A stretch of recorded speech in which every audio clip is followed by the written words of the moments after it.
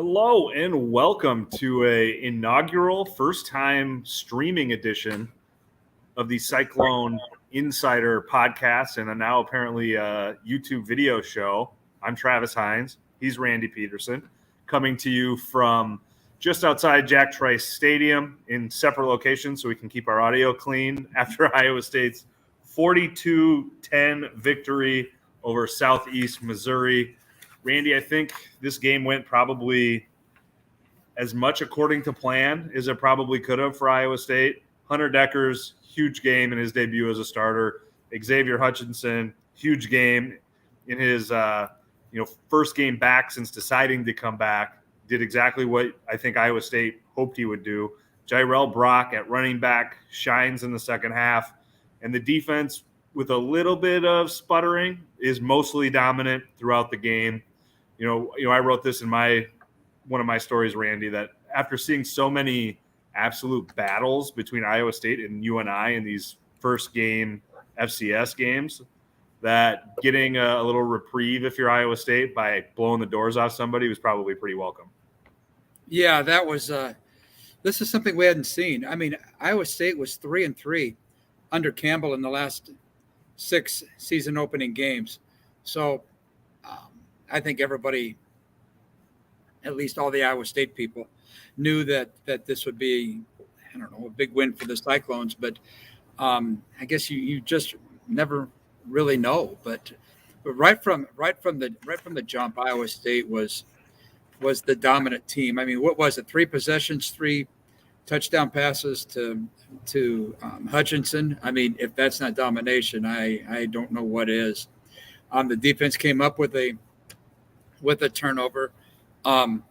It was. I think, you couldn't have scripted a season opener any better than this game. I mean, there were some problems. Like you alluded to, the defense had problems defending mid-range passes at times. There were. I don't know. I don't even think did Iowa State have any penalties? I guess I really don't think there were that many procedural situations, even.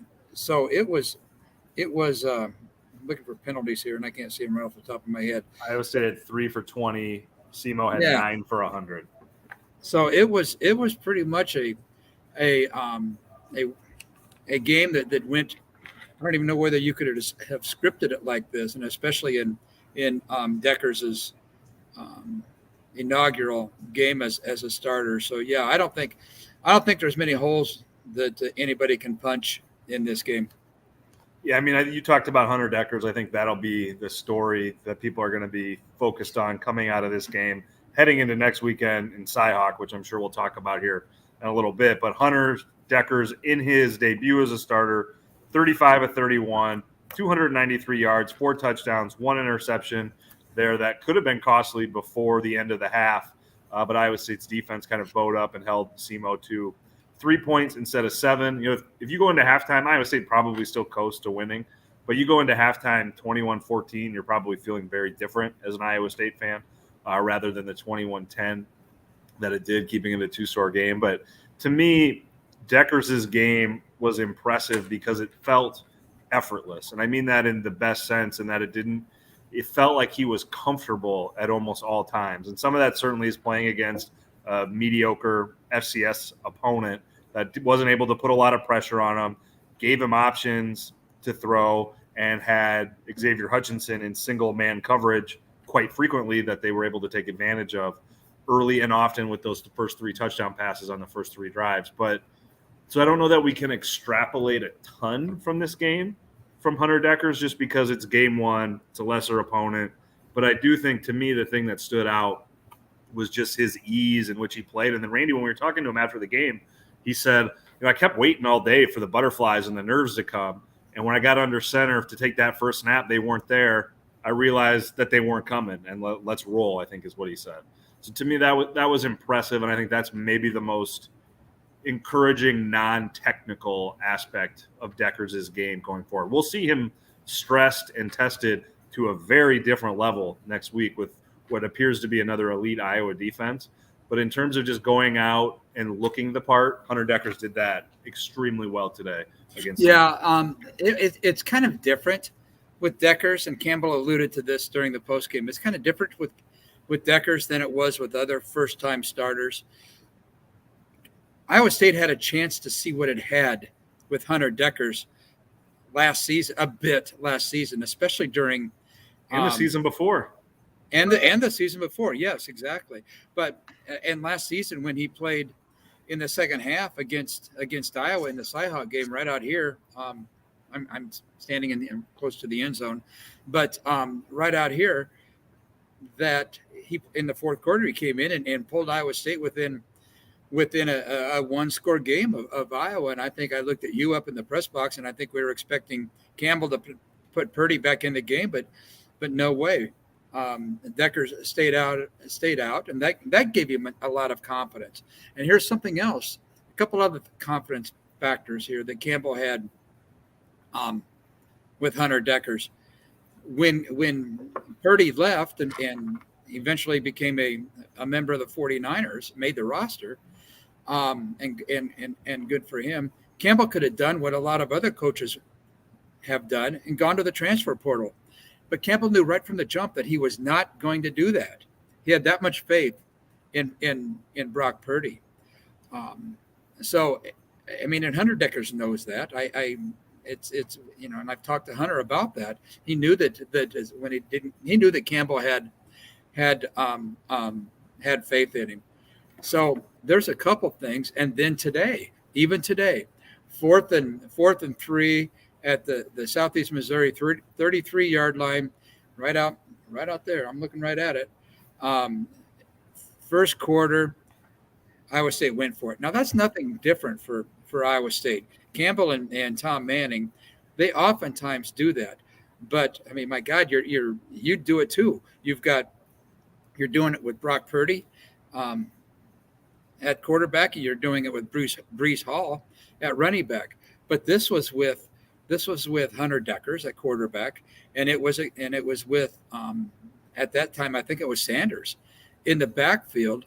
Sure, it was against the worst opponent Iowa State will play this year, but nonetheless, they went for that, and Dekkers ended up cranking up and threw and Hutchinson turned a mid-range pass into a 33-yard touchdown. You talk about confidence right there.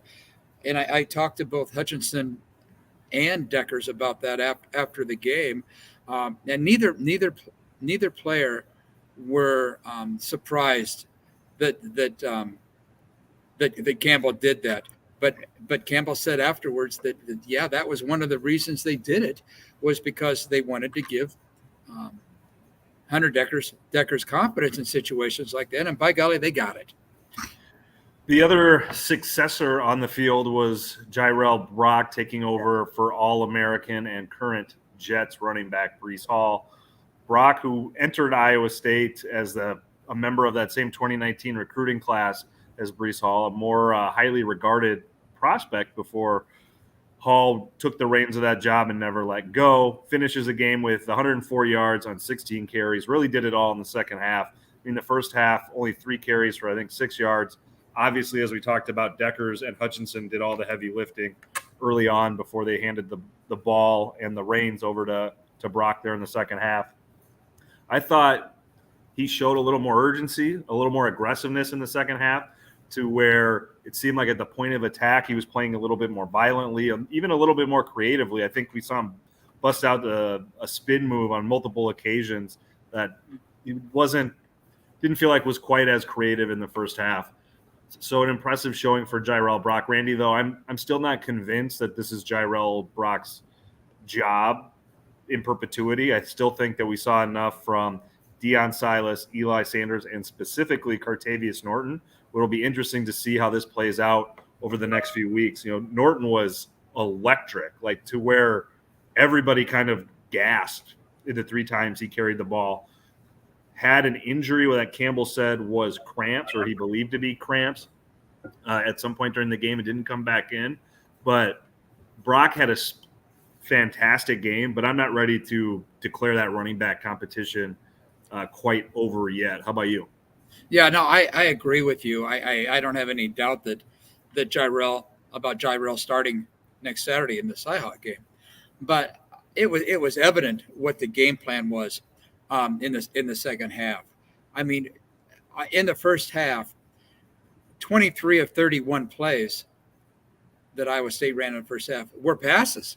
Were passes. I guarantee you that was not the game plan coming in, but I also guarantee you that Hunter Dekkers starting out with a hot hand changed the game plan somewhat, and so they went to a passing attack. And why not ride him? I mean, ride it for as long as you can, which didn't leave a whole lot of opportunities to run the ball. With Iowa State, I think, like you said earlier, essentially under very comfortable at halftime, they got back to what Iowa State usually does, is run the football. And so like you said, they made a concerted effort to get the ball into Brock's hands in the second half. And I think he carried 5, maybe 6 of the first 7 plays in the third quarter. So they did that. They needed to get him going, and he did. I think he had 90 plus yards in the second half. And by the way, Brees was in the stadium, and so was David Montgomery, which was kind of cool. But Charlie Kohler too. They Charlie Kohler, yeah, exactly. So to your point, I think Brock starts next week. But you're right. Sanders was the number 2 running back in the game. Norton was number 2. What? Norton got the second. He did? Carries. Norton did, yeah. Like I said, Cartavius Norton got the second carry in the game, and you're right. He was in the third series, maybe. He was electric. So I'm curious to watch him. We'd heard so much about him, but we didn't get to see him during this spring, during the 3 scrimmages that we got to watch. We didn't get to see him because he'd been hurt. So I don't think Iowa State fans have any concern to be about the running back room. They may not get may not have 1,000-yard rusher, which I'm going to write about next week, but by golly, they could, the way it looks like at least, could come close to running for as many yards as a team. So it was a good showing for the running backs just out of the gate as well. On the other side of the ball, Iowa State's defense kind of got put on its skates early on the first possession of the game with SEMO going down the field before ultimately petering out with an interception deep in Iowa State territory. The Cyclones give up 1 touchdown.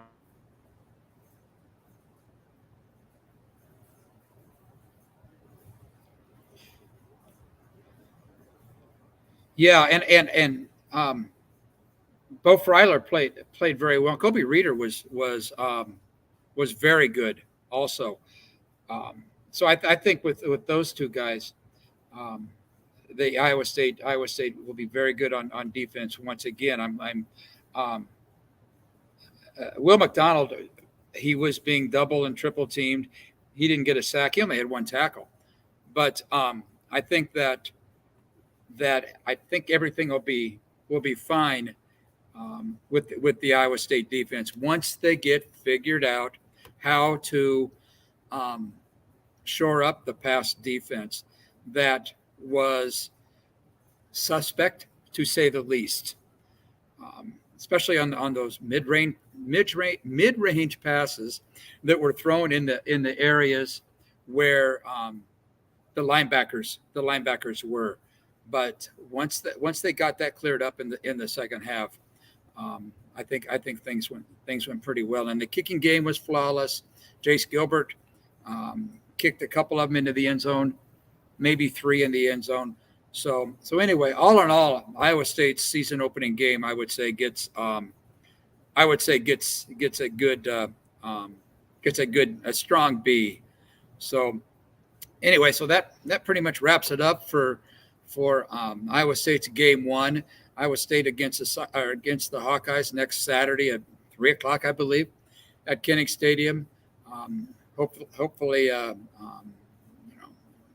everything works and the internet works and everything continues to go well. And from an Iowa State fans perspective, we'll see what Hunter Dekkers has in store for the Hawkeyes in his first game against them in Iowa City. Like I said, he played against them last year. So anyway, any final thoughts there on that stuff, Travis? I was just wrapping up the, playing against the Hawks next week. Yeah, I mean, I think obviously we didn't get to watch any of I think we watched the first half from the press box before the Iowa State game started. That Iowa offense looks as problematic as I think every Iowa fan feared it would be. But on the flip side, I think that defense is probably for real again. So it'll be an interesting test for Iowa State. I mean, you get the game on the road. This has been such a difficult situation for them under Matt Campbell and even going back into the end of the Rhodes era. So I think it will be – I mean, it's obviously a critical game the second week of September, and it's critical for this season. And certainly if you're Matt Campbell and you're Iowa State, I have to imagine you're incredibly sick of hearing about how you've never beaten Iowa. Which they'll hear about a few times this week. Yeah, so. I mean, I don't know how you avoid talking about it. It is a big red blinking light of you haven't done this. And, when you talk to Iowa State fans or Iowa fans, it is certainly one of the first things that comes up when you're talking about, big picture things, from a program-wide perspective. So it's a huge game on a number of levels.